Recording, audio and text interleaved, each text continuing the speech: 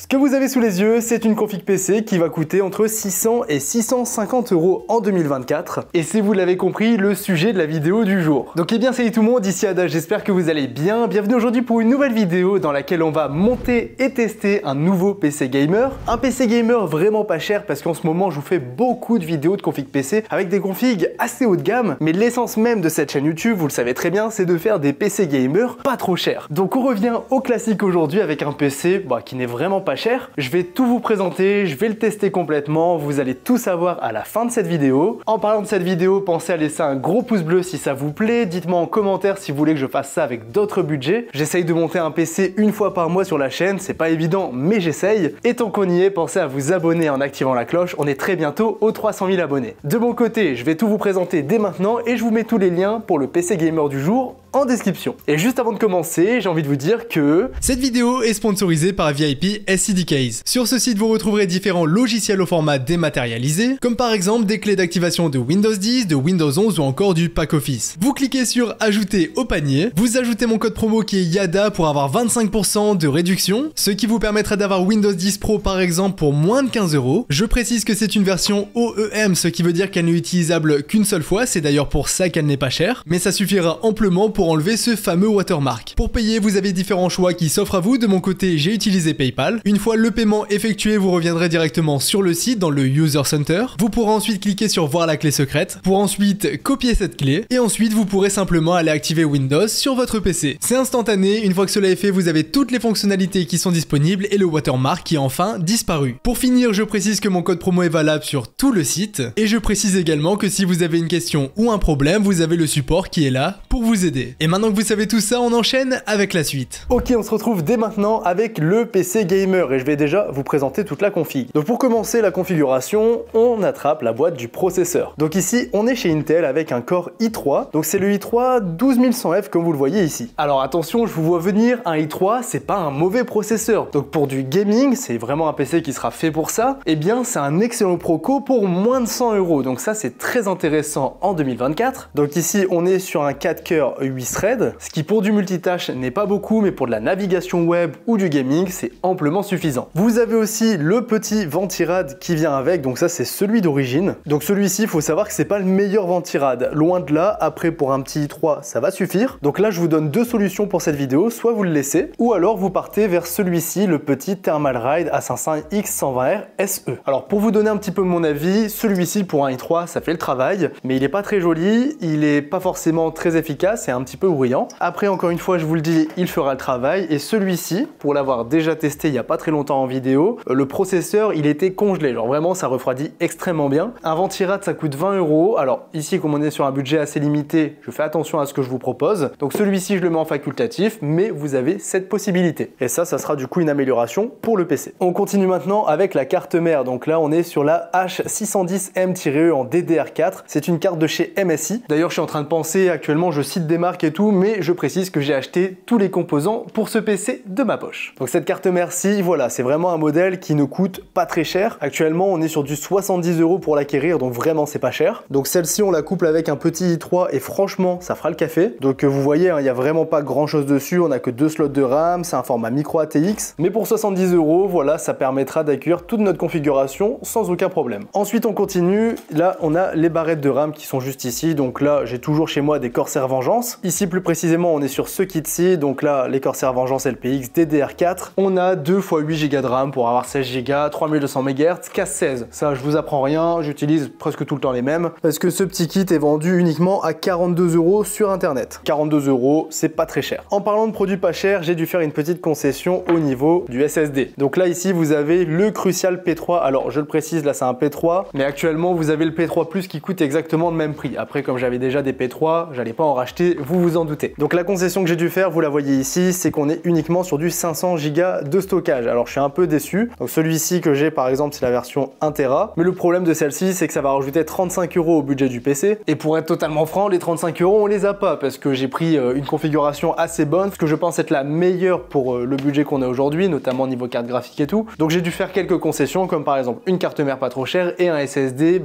qui n'est pas de 1 Tera. Après, bien évidemment, tout ça, ça s'améliore soit dès le début en mettant un peu plus de budget, soit par la suite. Vous pourrez tout à fait le changer par la suite, ou même à rajouter un 2.5 ou quoi que ce soit. En tout cas, je le précise tout de suite, sur la carte mère, vous ne pouvez mettre qu'un seul NVMe. Donc ça, c'est l'une des faiblesses d'une carte mère vraiment pas chère. Ensuite, pour continuer, donc le boîtier, je vous le présenterai à la fin. Vous avez la carte graphique. Donc là, j'ai repris un modèle de chez XFX. Et celui-ci, j'en ai beaucoup parlé en ce moment. Donc on est sur la 6650 XT. Donc celle-ci, elle revient très clairement en force parce qu'on est sur une carte qui coûte vraiment pas cher du tout. Au moment où je tourne la vidéo, elle est vendue à 239 €, plus 10 € de frais de port. Donc 250 €. On a une carte graphique qui est vraiment excellente. Donc celle-ci, vous aurez tous les tests après, mais pour jouer en 1080p, pour son prix, c'est vraiment très bien. On a ici qui se cache une petite alimentation. On est plus précisément chez MSI avec une A650 BN. Donc ici, c'est la 650 watts, mais pour ce PC, la 550 watts suffira. Donc moi, je vous mettrai en description la 550 watts qui sera un peu moins chère. Mais comme pour le SSD, j'avais la 650 chez moi, donc j'ai utilisé celle-ci. Pour ceux qui se demandent, elle est juste ici. Et donc ce modèle est certifié 80 plus bronze et c'est du non modulaire. Donc vous avez tous les câbles ici. Donc c'est une alimentation qui coûte pas cher. On est autour des 60 € et franchement, ça fera le travail. Pour finir, le dernier élément, le dernier composant de cette configuration, c'est le boîtier. Donc au niveau de la rêve déjà, c'est du Xiagmatech et cette fois-ci, c'est le modèle Nix R2. Donc j'ai déjà présenté le modèle Duke, mais celui-ci est un peu différent. Je vais tout de suite le sortir. Hop, alors, on déballe ça. Et donc le boîtier, le voici. Donc ce que j'aime bien, c'est qu'on a ici 3 ventilateurs en façade, ça c'est génial. On a un ventilo à l'arrière, on a une façade qui est totalement mèche, et c'est un boîtier qui est vraiment petit, hein. Regardez, par rapport aux boîtes qui sont juste à côté, il est pas très grand, parce que c'est un boîtier format micro ATX, donc pour les cartes mères, ça sera uniquement ce format-ci. Donc voici les amis, là vous avez vu toute la configuration. Donc tous ces produits, je vous mettrai tous les liens en description, comme je vous l'ai dit. Et maintenant, il est grand temps de monter ce PC, donc vous allez voir, c'est pas très compliqué. Je vous mets un sommaire là pour vous aider, si jamais vous achetez tous les produits et que vous voulez monter le PC en même temps que moi, comme ça vous pourrez revenir en arrière assez facilement et voir toutes les étapes détaillées. Donc ce que je vous propose de faire, c'est tout de suite commencer le montage. Donc pour un montage de PC, on commence par se faire un petit peu de place. Vous avez besoin pour commencer de la carte mère qui sera posée sur sa boîte, donc exactement comme ça. Donc vous la sortez de la boîte, vous la posez dessus. Vous aurez besoin du processeur et tout le reste, vous faites déjà un petit peu de place. Au passage, j'en profite, niveau des outils, vous aurez besoin d'un petit tournevis comme celui-ci, pourrait servir. Et surtout, vous allez avoir besoin d'un tournevis aimanté, voilà, comme celui-ci en cruciforme, c'est très bien. Et sinon, pour se monter un PC, il y a besoin de rien d'autre. C'est ça l'avantage du montage PC, c'est plutôt facile. Donc première étape, vous prenez votre carte mère, vous la posez sur la boîte. Voici, première étape, validée. Je vous l'ai dit que c'était facile. Ensuite, on se munit de la boîte du processeur. Bon, moi, elle est vide, je vous la fais pas. Donc, on attrape notre petit processeur juste ici. Et donc là, ça va se passer juste ici. Donc, on va déverrouiller. Alors, normalement, vous avez un cache noir. Moi, je ne l'ai plus. Donc, vous allez déverrouiller le petit loquet. Vous allez lever ceci. Vous allez en récupérer le cache noir. Je sais plus comment c'est présenté exactement. Je vous le montre bien à la lumière. Au passage, regardez ici, c'est plein de petits pins. Donc, faites très attention, c'est fragile. Donc, une fois que c'est ouvert, on attrape le processeur. Vous voyez que ici, en bas à gauche, on a une petite flèche. Donc, on l'oriente comme ça la flèche vers le côté en bas à gauche. Donc on attrape bien le processeur par les extrémités et on le dépose délicatement. Voilà, il n'y a pas besoin de forcer. On remet le petit support et ensuite on referme le petit loquet. Voilà. Donc là les amis, ça y est, le processeur est déjà installé. Donc ça, c'est fait. Maintenant on enchaîne directement avec les barrettes de RAM qui sont juste ici. Donc on déverrouille. Voilà, des petits loquets. Alors ceux-là sont fixes, donc il n'y en a que 2 à déverrouiller. On se munit bien de nos barrettes de RAM et regardez une barrette. C'est très simple, vous avez un détrompeur en plein milieu et le détrompeur, vous allez le retrouver ici sur la carte mère. Donc là, il suffit au final de bien l'aligner. Donc regardez, vous le mettez comme il faut. Voilà, donc là pour le coup, c'est l'étiquette vers vous. Et ensuite pour l'insérer, on appuie et ce petit loquet doit remonter de lui-même. Donc on appuie des deux côtés gentiment. Voilà, c'est inséré du premier côté. Et là, regardez le petit loquet. Voilà, il est remonté. Donc là, la première barrette est installée. On répète simplement l'opération avec la deuxième. Et voici. Donc là, vous vérifiez bien que c'est bien remonté. Si c'est pas le cas chez vous, vous rappuyez un petit peu. Et là, du coup, on a déjà fait 2 étapes. Donc l'installation du processeur et l'installation des barrettes de RAM. Donc là, ce qui est cool, c'est que ça avance quand même plutôt vite. Maintenant, on va directement installer le stockage, donc le SSD. Et pour ce faire, ça va se passer juste ici. Donc pour être plus précis, ici, c'est le support dans lequel vous allez insérer le SSD. Et vous allez juste avoir besoin d'une petite vis pour la mettre juste ici. Donc la vis est présentée l'alimente avec le SSD ou dans la boîte de la carte mère ou les deux. Donc là le SSD il ressemble à ça, comme pour les barrettes de RAM on a un détrompeur sur le côté et là pour le coup on peut vraiment mais vraiment pas se tromper. Donc on l'insère, vous voyez qu'il reste complètement debout, faut le redescendre ici vers son petit support et donc vous allez insérer la petite vis qui va avec. Donc moi j'ai pris celle qui vient avec le Crucial P3, donc voilà, c'est dans la boîte, vous avez juste à la récupérer et vous vissez tout simplement. Et donc on se retrouve maintenant avec un SSD qui est fixé, des barrettes de RAM installées et un processeur qui est lui aussi installé. Donc là il nous reste une seule étape pour finir la préparation de la carte mère, donc c'est l'installation du Ventirad. Donc ici ça va dépendre de celui que vous allez choisir, si vous prenez le Thermalright ou celui de chez Intel. Le Thermalright je l'ai déjà fait en vidéo, je vous le mettrai en description. Là je vais vous montrer comment on fait pour celui de chez Intel, comme ça tout le monde aura son tuto. Donc là j'ai récupéré le nécessaire, donc ici le principal intéressé, notre petit Ventirad Intel. Donc celui-ci voilà, niveau de l'installation c'est très simple, il a déjà servi, je n'ai plus le pad thermique qui est intégré derrière, parce qu'il y a de la pâte thermique et sur les Ventirad souvent préappliqués on a un pad thermique. Donc là je ne l'ai plus, c'est pourquoi je vais rajouter de la pâte thermique. Donc là j'ai de la MX4 de chez Arctic, c'est très bien, mais vous de votre côté normalement il n'y aura pas besoin d'en mettre parce qu'il y en aura déjà dessus. S'il y a besoin d'en mettre je vous mettrai celle-ci, plus petite quantité dans la description, ça coûte vraiment pas cher, c'est quelques euros. Hop, donc moi je vais faire, voilà, je fais généralement 5 petits points, un au milieu un peu plus gros et un petit peu dans les extrémités. Voilà, on n'en met vraiment pas énormément, donc là ça sera amplement suffisant. Et attention, faut pas en mettre trop parce que sinon ça va venir déborder partout, ça ira pas. Après encore une fois, vous n'avez normalement pas besoin d'en mettre et maintenant on va installer directement le Ventirad. Donc là c'est très simple, vous voyez, il y a 4 petites attaches. Ici on a 4 trous, donc je vous fais pas de schéma, faut juste les mettre par-dessus et appuyer. Hop, donc là on le positionne, voilà, tout se met en face des trous. Faut pas le mettre directement sur la carte mère le Ventirad parce que sinon vous pourrez pas appuyer. Ici ça se tourne et sinon on a juste à appuyer, donc vous le tournez légèrement, ensuite vous appuyez, ça va s'enclencher. Donc ici on fait l'autre extrémité, voilà. On peut faire celui-ci directement, voilà. Et on finit par le dernier, voilà. Et voici les amis, une carte mère qui est préparée. Donc là, on a mis le processeur, le Ventirad, les barrettes de RAM, le SSD. Donc là, tout est prêt. Et maintenant, la suite, c'est de prendre cette carte mère et de l'installer dans le boîtier. Ensuite, pour vous situer un petit peu, là, on va faire ça. On va mettre l'alimentation, on va faire le câblage, on va mettre la carte graphique et ça y est, le PC sera monté. Donc généralement, si on s'en sort bien, bon, si on a l'habitude, ça met moins d'1 heure, c'est sûr. Si on n'a pas l'habitude, bon, on suit le tuto tranquillement et ça va le faire sans souci. Donc maintenant, on attrape notre boîtier et là je vais faire une petite coupure, donc je vais enlever la vitre, je vais enlever le cache à l'arrière, il y a des vis à récupérer, je vais les récupérer, enfin bref je prépare tout ça tranquillement. Ok, donc là pour vous situer un petit peu, on a ici le boîtier qui est entre guillemets désossé, vous avez la carte mère qui est prête ici à aller dans le boîtier et vous devez aussi récupérer la plaque IO Shield qui est cachée dans la boîte de la carte mère. Donc il faut tout ça plus bien sûr la visserie, donc la visserie elle est cachée dans le boîtier, donc c'est sur la partie arrière, vous enlevez l'arrière, vous récupérez les vis et donc niveau visserie vous en aurez 2-3. Donc là pour le coup on va avoir besoin de celles-ci qui sont un petit peu plates et qui vont nous servir directement à fixer la carte mère dans le boîtier. Donc pour ce faire, vous prenez directement la plaque IO Shield, vous l'orientez comme ceci, donc regardez c'est exactement comme ça, moi je me repère tout le temps avec les 3 petits ronds là en bas. Vous la mettez sous le ventilateur. Au passage le ventilateur s'il vous gêne vous pouvez l'enlever. Hop, donc c'est vraiment par l'intérieur qu'il faut la mettre et ensuite vous appuyez.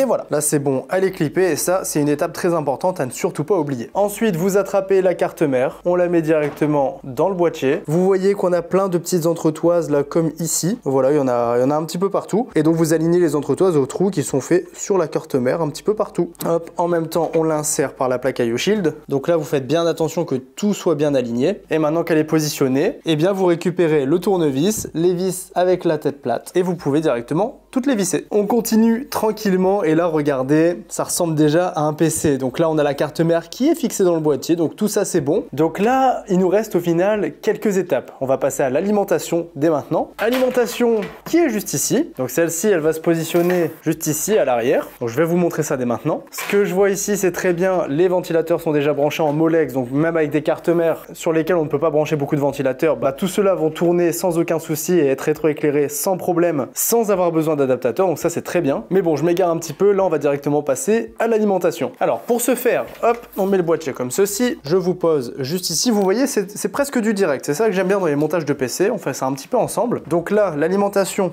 toujours le ventilateur qui est juste ici, vers le bas. Donc là, hop, on la prend, on l'insère juste ici. Donc là, ça ressemble à ça et vous avez simplement 4 vis à fixer. Donc les vis, vous les avez directement fournies avec l'alimentation et si jamais vous ne les avez plus, vous les avez aussi avec le boîtier. Donc là, on a juste 4 vis à mettre. Alors là, ça va, il y en a que 4, donc je reste un petit peu avec vous, mais tout à l'heure, pour la carte mère, par exemple, j'avais fait un petit cut, vous avez simplement à prendre les vis, à les visser. Voilà, je ne vous apprends rien. Là, c'est vraiment pas compliqué et très rapide. Ok, donc là, on a une alimentation qui est fixée au boîtier. Alors des vis un petit peu en vrac partout, je vous conseille de les mettre dans un bol, comme ça vous n'en perdez aucune. Et une fois le montage PC terminé, vous mettez ça dans la boîte de carte mère. Maintenant, pour ce qui est du câblage, alors ici vous avez les câbles qui vont avec l'alimentation. Et ici vous avez aussi des câbles qui viennent directement avec le boîtier. Donc c'est tous les câbles qui sont ici pour alimenter tous ces connecteurs. Donc je vais vous montrer les câbles dont on a besoin. Alors tout cela, bien sûr, on va les brancher. Et sinon pour les câbles qui viennent avec l'alimentation, donc tout cela, vous avez besoin du gros connecteur. Ça, c'est celui qui alimente l'alimentation. Vous allez garder un connecteur comme celui-ci, donc là, avec ces deux câbles-ci. Vous allez aussi conserver le PCI Express. Donc celui-ci, c'est pour la carte graphique. Et là, par exemple, vous voyez, on peut mettre des cartes graphiques assez imposantes. Vous allez garder le CPU. Et juste celui-ci, on a un deuxième comme ceci. Et là, on en a, pour le coup, pas besoin. Donc celui dont on n'a pas besoin, on va aller le cacher directement ici pour ne plus le voir. Et maintenant, les amis, moi, je vais tout câbler. Comme ça, je vous montre le résultat final. Et pour ceux qui ne savent vraiment pas comment faire, eh bien, je vous mets une vidéo en description. Alors, je vais vous montrer le rendu, donc ça devrait aller. Mais si jamais vous galérez un petit peu, vidéo en description dans laquelle je vous ai expliqué à quoi sert chaque câble et comment le brancher, comment le faire passer, par où le faire passer. Enfin bref, vous avez un tuto complet, donc ne vous inquiétez pas à ce niveau-là. Donc là, le PC est comme ceci et maintenant, j'enchaîne tout de suite avec le câblage. Ok, on se retrouve maintenant avec un PC qui est presque terminé. Donc là, pour récapituler, hop, ça ressemble à ça. J'ai dit que je vous montrerai le câblage. Donc ici, pour commencer, vous avez le câble du CPU. Ici, vous avez le CPU fan, donc le ventirad. Ici, vous avez le câble d'alimentation de la carte mère. Ensuite, vous avez les USB 3 du boîtier. Vous avez ici le front panel, donc ça, très important de bien le brancher parce que vous pouvez très bien mal le brancher, appuyer sur le bouton démarrer et que ça ne s'allume pas. Souvent, c'est une erreur aussi bête que ça. Et si jamais, pour pas se tromper, la notice dans la boîte de carte mère, vous avez exactement comment brancher le front panel. Ici, on a un câble en attente, c'est pour la dernière étape du montage, l'installation de la carte graphique. Ici, on a un câble USB pour le boîtier et ici, on a un câble HD audio pour le boîtier aussi. Donc ça, c'est tout le câblage. Et pour ce qui est des ventilateurs, aucun 6 fan à brancher, c'est tout en Molex. Donc c'était déjà pré-branché au boîtier, on l'a vu tout à l'heure, et il fallait juste l'alimenter avec un câble d'alimentation. Donc là, ça y est, au niveau des câbles, c'est un résumé assez rapide, mais dans l'ensemble, ça se fait très bien. Et maintenant, les amis, dernière étape de ce montage PC, c'est l'installation de cette carte graphique. Vous allez voir, c'est aussi très facile et rapide. Donc on a déjà le câble qui est ici en attente. La carte graphique va venir s'installer ici. Donc déjà, le petit loquet ici, comme les barrettes de RAM, vous appuyez dessus. Maintenant, elle va venir se positionner au niveau de ces grilles-là. Donc on va directement enlever ce petit support. Donc ici, au niveau des grilles, on va devoir enlever la première et la deuxième. Donc on appuie dessus, simplement. Là, c'est des grilles qui sont faites pour s'enlever. Et par contre, c'est irréversible, ne vous trompez pas. Enlevez pas la troisième, par exemple. Donc là, on a le PC qui se présente comme ça. J'ai juste débranché le câble des USB 3 parce qu'il était gênant. On installe la carte graphique comme ceci. Alors, je vous conseille d'allonger le boîtier, ce sera plus simple. Mais pour mieux vous illustrer ça en vidéo, eh bien, moi, je la joue comme ça. Hop, on l'insère, on appuie. Et ensuite, on va venir mettre les vis juste ici. Donc là, on a simplement deux vis à venir positionner. Rien de bien méchant. Déjà, vous voyez qu'avec une, ça tient. Vous mettez la deuxième. Ensuite, vous pensez à remettre ce petit support avec la vis qui allait avec. Et sinon, pour la carte graphique en elle-même, vous allez venir l'alimenter avec le câble qu'on a laissé tout à l'heure. Donc là, on le branche ensemble. Ensuite, le câble, vous le refaites passer derrière pour pas qu'on ait un mou comme ça qui soit pas très joli. On pense à rebrancher ce câble-ci qu'on a débranché. Et maintenant, je vais pouvoir vous présenter le PC terminé. Ok les amis, j'ai fait un petit peu de place et donc voici notre PC à 650 € qui est totalement terminé. Donc il est pas encore allumé, mais regardez un petit peu ça. Franchement, le rendu, il est vachement cool, je trouve. Vu comme ça, c'est vraiment pas un grand PC, mais il y a vraiment tout ce qu'il faut. Niveau des câbles, ça arrive là où il faut. Franchement, j'ai trop rien à dire. Niveau du RGB, ça va être assez discret, mais il y en a quand même un petit peu. Et donc maintenant, ce qu'on va faire, c'est tout de suite l'allumer. Donc il est branché, on le met sur on. Au passage, je vous remonte quand même. Voilà, au niveau des câbles là, j'ai tout fait disparaître. Bon, je vous cache pas que j'ai pas fait le cable management à l'arrière, mais tout passe tranquillement dans le boîtier. Donc c'est un bon petit boîtier, pas trop cher. Donc 48 €, vraiment, c'est pas mal. Et maintenant, je vous propose tout de suite de voir le rendu.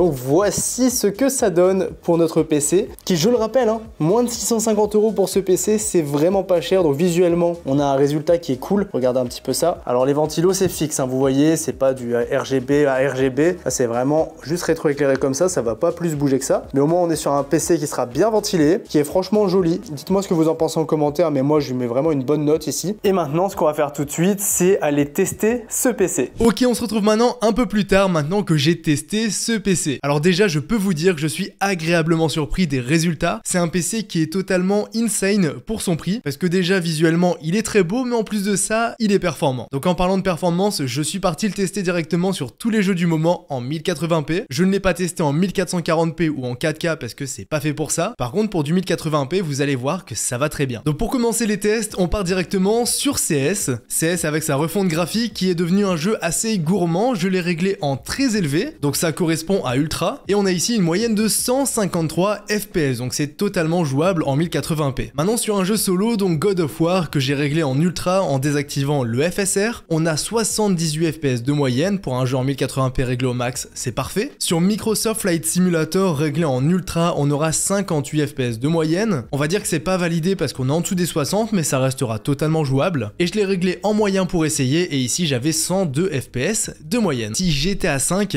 donc GTA 5, je suis parti en mode solo, je l'ai réglé en très élevé, j'ai mis le MSA en x2 et les graphismes avancés au maximum, et j'ai obtenu une moyenne de 113 FPS. Encore une fois, c'est excellent pour un PC à ce prix-là. Maintenant, on enchaîne directement sur un jeu un peu moins gourmand, donc Fortnite. Fortnite, je l'ai réglé en mode compétitif, c'est pour ça que je le dis qu'il est un peu moins gourmand. Donc concrètement, c'est tout au minimum avec le render distance au maximum, et avec ce genre de réglage, on va obtenir 240 FPS de moyenne. Autrement dit, c'est excellent. Un autre jeu qui demande très peu de ressources, donc Rocket League. Si vous voulez y jouer, pas de souci, j'étais au-dessus des 300 FPS de moyenne. Maintenant, un jeu plus compliqué à faire tourner, donc Cyberpunk 2077. Pour commencer, je l'ai réglé en ultra, j'ai mis le ray tracing en ultra aussi, j'ai mis le FSR en qualité, et j'ai obtenu une moyenne de 38 FPS. Autrement dit, c'est pas jouable. J'ai donc désactivé le ray tracing, donc on a un jeu en ultra, FSR en qualité, et cette fois-ci, j'ai eu 81 FPS de moyenne, c'est totalement jouable sur Cyberpunk. Maintenant, sur Call of, réglé en ultra, en multijoueur, avec le Fidelity FX qui est activé, on a une moyenne de 145 FPS. Ça va toujours varier en fonction de la map, mais c'est une moyenne qui est vraiment bonne pour Call of, surtout en ultra. Un petit jeu cette fois-ci, Valorant. Alors Valorant, j'ai eu 278 FPS de moyenne, ce qui sera largement suffisant pour y jouer, même avec un écran 240 Hz, donc c'est validé. Et on enchaîne directement avec un autre jeu qui tourne très bien, donc Minecraft. Donc on est en 1080p et Minecraft sans shader, ça va tourner à plus de 700 FPS en survie. C'est complètement abusé et bien sûr ça va dépendre de ce que vous faites dans la map, mais évidemment il y a toujours de la marge. Et on continue les tests avec des shaders et cette fois-ci j'ai obtenu une moyenne de 169 FPS. A noter quand même que j'avais des petits micro-freeze sur Minecraft, mais c'est pas la première fois et je pense pas que ce soit lié au PC. En attendant, Minecraft ça tourne très bien et c'est vraiment validé. On a encore deux jeux pour terminer, donc Rainbow Six Siege avec l'API Vulkan. J'ai obtenu une moyenne de 265 FPS avec le jeu en ultra. Autrement dit, c'est excellent pour y jouer. Et pour finir, Forza Motorsport réglé avec des graphismes en très haut. On a ici une moyenne de 69 FPS en désactivant le ray tracing. Sachant que je vous le précise, un i3 c'est pas fait pour Forza, pour le coup en tout cas j'ai un avertissement au début, mais comme vous l'avez vu, ça tournait quand même très bien. Donc voici les amis pour ce qui est des tests de ce PC en gaming, franchement ça tourne extrêmement bien dans l'ensemble. J'ai aussi fait un petit 3D Mark pour vous donner les résultats. Donc là on part sur TimeSpy, j'ai eu un score de 9151 points, un score GPU de 9843 points et un score CPU de 6547 points. Donc le score est totalement cohérent, c'est un bon PC plutôt bien optimisé. Donc voici les amis pour ce qui est des tests, j'espère vraiment que ça vous aura aidé en tout cas à vous projeter avec ce PC. De mon côté je suis vraiment mais vraiment très content des résultats. Je rappelle qu'on est sur un PC qui m'a coûté moins de 650 €. On peut faire une moyenne de prix autour des 630 €, ça va dépendre du moment où vous l'achetez parce que les prix ça varie toujours. Mais voilà, pour un PC entre 600 et 650 €, on a réussi à avoir quelque chose de visuellement très joli. En tout cas je le trouve, c'est un PC qui n'est pas fait pour être joli, mais au final maintenant qu'il est monté je le trouve vraiment beau. On a un bon airflow, le PC est bien ventilé avec les 3 ventilos en façade, un ventilo à l'arrière et une façade mesh, franchement il respire bien. Les températures en jeu d'ailleurs j'en profite, elles étaient totalement correctes. Malgré un ventirad d'origine sur le processeur, on voit qu'il était bon, qu'il n'a pas eu à se brider. Donc dans l'ensemble je suis vraiment content du PC que je vous ai présenté aujourd'hui, parce qu'en plus d'être joli, il était performant, vous l'avez vu par vous-même. Pour jouer en 1080p sans se ruiner, je pense que c'est vraiment une très bonne option. Donc les amis, ce que je vous propose de faire, c'est de vous mettre tous les liens en description. Pensez aussi à laisser un gros pouce bleu à cette vidéo si elle vous a plu, si ça vous a aidé. En tout cas, moi j'ai kiffé le faire, n'hésitez pas à me dire dans les commentaires quel budget vous avez pour les prochaines vidéos au montage de PC, et aussi pensez à vous abonner juste avant de partir de cette vidéo. Donc les amis, c'était Yada, je vous dis à bientôt pour de nouvelles vidéos, salut tout le monde.